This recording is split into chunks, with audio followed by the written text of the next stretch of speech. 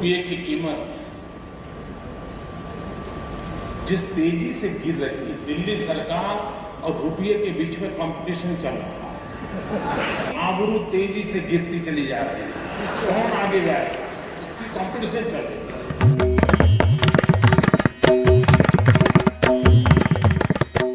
नमस्ते। चलिए आज बात करते हैं कुछ ऐसे आंकड़ों की जो सीधे तौर पर हमारी जेब और देश की आर्थिक सेहत से जुड़े हैं। ये पूरी बातचीत निर्भीक इंडिया की एक खास पड़ताल पर आधारित है, जो रुपये के मूल्य को राष्ट्रीय गौरव से ज्यादा एक आर्थिक हकीकत के तौर पर देखती है। तो चलिए इसे समझते हैं। तो कहानी शुरू कहां से होती है? चलिए सबसे पहले सबसे जरूरी आंकड़े पर ही नजर डालते हैं। मई 2014 में एक अमेरिकी डॉलर की कीमत थी 58.60 और अब ये 90 रुपये और 15 पैसे के भी पार जा चुका है। ये आंकड़ा पिछले एक दशक में रुपए की ताकत में आई जबरदस्त गिरावट को साफ साफ दिखाता है। जी हां, पूरे 55% की एक ऐतिहासिक गिरावट। और यही वो नंबर है जो हमारी आज की पूरी बातचीत का सेंटर पॉइंट है।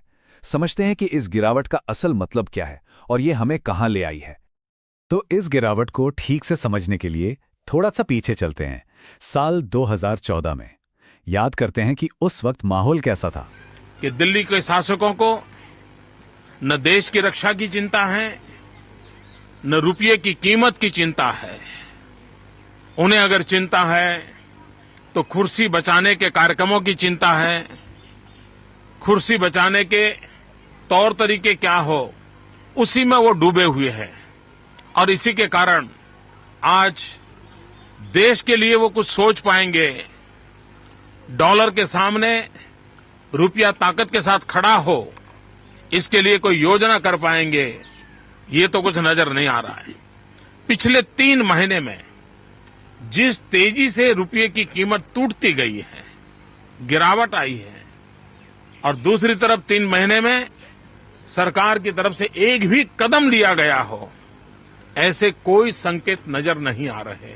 और तब जाकर के देश को चिंता होना बहुत स्वाभाविक है। और एक बार रुपया गिरता चला जा रहा हो तो दुनिया की आर्थिक शक्तियां इसका भरपूर फायदा उठाती हैं। उसको भी रोकने में दिल्ली की सरकार पूरी तरह विफल गई है। पिछले 5 साल से डॉलर मजबूत होता जा रहा है, रुपया कमजोर होता जा रहा है। विश्व व्यापार में भारत टिक नहीं पाएगा। हमारे व्यापारी जो माल बाहर भेजते हैं, हमारे व्यापारी जो माल बाहर से लाते हैं, इस बोझ को सह नहीं पाएंगे।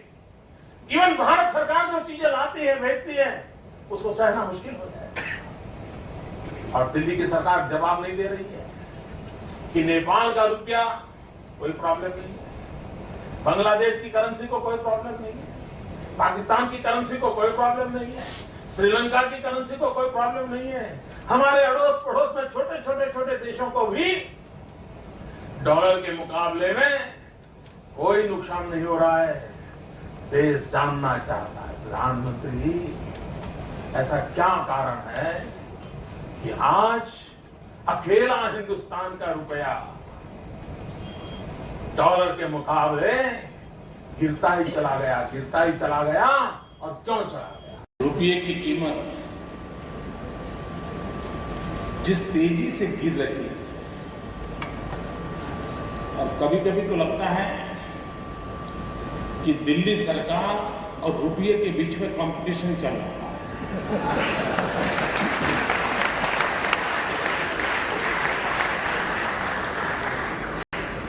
किसकी आबरू तेजी से गिरती चली जा रही है, कौन आगे जाए, इसकी कंपटीशन चल रही है। उस समय रुपए का गिरना एक बहुत बड़ा राजनीतिक मुद्दा था। उस वक्त बड़े बड़े राजनीतिक मंचों से ये बात कही गई थी कि रुपया तो आईसीयू में पहुंच गया है और इसे मजबूत करना देश के मान सम्मान से जुड़ा है। और ये बातें तब हो रही थी जब डॉलर का भाव 60 रुपए के आसपास था। और यहीं पर निर्भीक इंडिया का विश्लेषण एक बहुत सीधा लेकिन चुभने वाला सवाल पूछता है कि अगर 60 रुपए का डॉलर आईसीयू की निशानी थी, तो फिर 90 रुपए के पार पहुंच चुके डॉलर को क्या कहा जाएगा? ये सवाल है ना, कल के नारों और आज की हकीकत के बीच का फासला साफ साफ दिखाता है। अच्छा, अब अक्सर एक तर्क दिया जाता है जो सबने सुना होगा कि भाई रुपए की गिरावट के लिए तो ग्लोबल फैक्टर जिम्मेदार हैं, लेकिन निर्भीक इंडिया के आंकड़े एक थोड़ी अलग ही कहानी पेश करते हैं। चलिए जरा ये तुलना देखिए, ये काफी कुछ साफ कर देगी। जहां भारतीय रुपया 55% तक लुढ़क गया, वहीं इसी टाइम पीरियड में ब्रिटिश पाउंड सिर्फ 25% और यूरो तो बस 16% ही कमजोर हुआ। अब ये अंतर कोई छोटा मोटा नहीं है, ये बहुत बड़ा है। और ये सवाल खड़ा करता है कि रुपए का प्रदर्शन इतना खराब आखिर रहा क्यों। तो सवाल फिर वही आके खड़ा हो जाता है कि जब ग्लोबल मार्केट सबके लिए एक जैसा है, तो फिर भारतीय रुपए का हाल इतना अलग क्यों है। ये अंतर साफ साफ इशारा करता है कि सिर्फ वैश्विक कारणों के पीछे छिपने से काम नहीं चलेगा, अपनी घरेलू आर्थिक नीतियों पर भी नजर डालनी होगी। चलिए अब इन बड़े बड़े आंकड़ों से हटकर सीधे उस जगह चलते हैं जहां इसका असर सबसे ज्यादा महसूस होता है, यानी हम सबके घर के बजट पर। इसे समझने का सबसे अच्छा तरीका है कच्चे तेल का उदाहरण। देखिए, भारत अपनी जरूरत का करीब 80% तेल बाहर से खरीदता है और इसका पेमेंट होता है डॉलर्स में। अब सोचिए, 2014 में $100 का तेल खरीदने के लिए करीब करीब 5,860 रुपए देने पड़ते थे। आज उसी $100 के तेल के लिए 9,000 रुपए से भी ज्यादा देने पड़ रहे हैं। मतलब सीधा सीधा 3,000 रुपए से ज्यादा का फर्क। और बस यहीं से महंगाई की पूरी चेन रिएक्शन शुरू हो जाती है। रुपया कमजोर होता है तो तेल का इंपोर्ट बिल बढ़ जाता है। तेल महंगा होता है तो ट्रांसपोर्टेशन यानी माल ढुलाई महंगी हो जाती है। और जब ढुलाई महंगी होती है तो बाजार में बिकने वाली हर छोटी बड़ी चीज की कीमत अपने आप बढ़ जाती है। और इसका असर कहां कहां नहीं पड़ता। पेट्रोल डीजल से लेके हमारी खाने की थाली की सब्जियों और अनाज तक पर। खाने का तेल, स्मार्टफोन, लैपटॉप, विदेश से आने वाली दवाइयां और तो और विदेश में बच्चों को पढ़ाना भी, सब कुछ महंगा हो जाता है। और इसीलिए निर्भीक इंडिया का विश्लेषण इस नतीजे पर पहुंचता है कि रुपये का गिरना सिर्फ एक आर्थिक आंकड़ा नहीं है, ये तो सीधे सीधे मध्यम वर्ग की बचत और मेहनत की कमाई पर एक डाका है। तो चलिए अब वापस इस मुद्दे के राजनीतिक पहलू पर लौटते हैं और देखते हैं कि कैसे पहले कही गई बातें आज की सच्चाई से बिल्कुल मेल नहीं खाती। निर्भीक इंडिया की रिपोर्ट में 2013 का एक बयान सामने रखा गया था, जिसमें कहा गया था, किसी देश का रुपया तभी गिरता है जब उस देश की सरकार भ्रष्ट होती है। उस समय इस बयान ने रुपये की गिरावट को सीधे सीधे भ्रष्टाचार से जोड़ दिया था।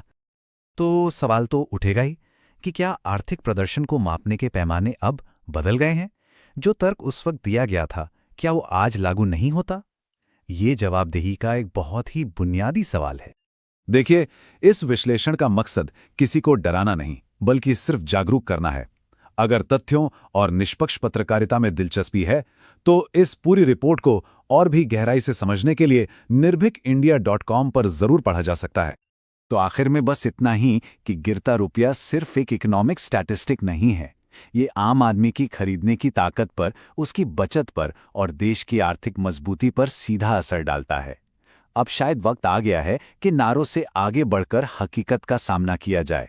और सवाल तो पूछते ही रहने चाहिए, क्योंकि एक जागरूक नागरिक ही किसी भी लोकतंत्र की असली ताकत है।